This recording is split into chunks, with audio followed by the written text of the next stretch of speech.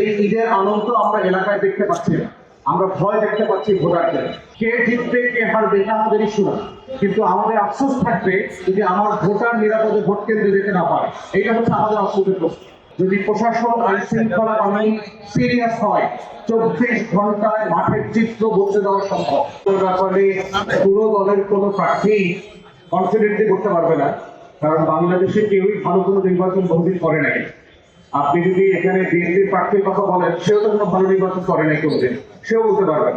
BNP তো 2001-এর পরে কোনো নির্বাচনে যেতে নাই, তাহলে তারও তো ভোটে জেতার কোনো সম্ভাবনার পরিসংখ্যান নাই।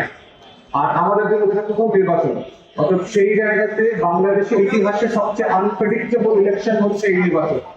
এই নির্বাচনে কি হবে, কোন দল কি করবে না করবে, সেই পরিসংখ্যান তথ্য বাংলাদেশে কারো কাছে নাই। আপনারা বিভিন্ন জরিপ দেখতে পাচ্ছেন, হাড্ডাহাড্ডি লড়াই হবে, এত শতাংশ, এই শতাংশ, সেই শতাংশ। এটা শুধুমাত্র বোঝা যাবে যদি আপনি ভোটারদেরকে নিরাপদে ভোট কেন্দ্রে যেতে দেন এবং নিরাপদে সে ভোট দিয়ে ফিরে আসতে পারে। এর বাইরে কোনো পরিসংখ্যান কারো পক্ষে বিপক্ষে আপনি শতভাগ নিশ্চিত হয়ে বলতে পারবেন। দ্বিতীয়ত হচ্ছে এই কথাগুলো আমি আজকে না, আপনাদের সাথে আমি আবার 6-8 মাস 1 বছর থেকে বলে আসছি। আজকে আমি নতুন করে এমন কোনো কথা বলি নাই যেটা সারা বাংলাদেশের নির্বাচনকে কেন্দ্র করে হবে না, এই আশঙ্কা আমি করি নাই। এটা আমি বহুদিন থেকে করেছি। এই সংখ্যাটা মাঠ পর্যায়ে শেষ পর্যায়ে এসে আমরা যে ধারণা করেছিলাম যে প্রশাসন এগুলো নিয়ন্ত্রণ নিয়ে ফেলতে পারবে, সেই নিয়ন্ত্রণটা এখনো নিতে পারেনি।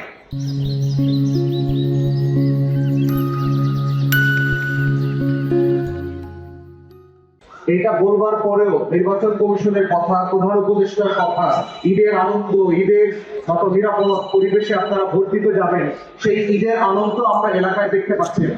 আমরা ভয় দেখতে পাচ্ছি ভোটারদের, যে কার ব্যাচ করবে, কার ভ্যান গাড়িতে চলবে না, সেটা নিয়েও তারা ভয় করতে আছে। তারা ভোট কেন্দ্রে কোন পাশ দিয়ে ঢুকবে না, সেই বিষয়ে তারা ভয় করতে আছে। কার দোকানে বসে চা খাবে না, সেটাও তারা চিন্তা করছে। কারণ এই দোকানে অমুকরা বসে, এই দোকানে তমুকরা বসে, এই ধরনের একটা সংখ্যার পরিবেশ আছে। তাই আমরা বোধ করছি যে এটা জাতীয় পর্যায়ে শুধু বাবুগঞ্জ পীরের জন্য প্রযোজ্য না, সারা বাংলাদেশের চিত্রটাই এরকম। অর্থাৎ সেই জায়গাতে আমরা বোধ করছি যে এই শেষ মুহূর্তেও যদি প্রশাসন আইন শৃঙ্খলা বাহিনী সিরিয়াস হয়, 24 ঘন্টায় মাঠের চিত্র বদলে দেওয়া সম্ভব। বাংলাদেশে ইতিহাস বদলে গেছে, এইরকম বহু অপারেশন আছে। 24 ঘন্টা, 48 ঘন্টায় পুরো দেশের মানচিত্র পরিবর্তন হয়ে গেছে। তাই সেটা আমরা বোধ করছি এখনো সময় আছে।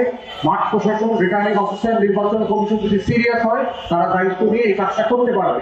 ভোটার ফার্স্ট, কে জিতবে কে হারবে এটা আমাদের ইস্যু না, কিন্তু আমাদের আফসোস থাকবে যদি আমার ভোটার নিরাপদে ভোট কেন্দ্রে যেতে না পারে। এইটা হচ্ছে আমাদের আফসোসের প্রশ্ন।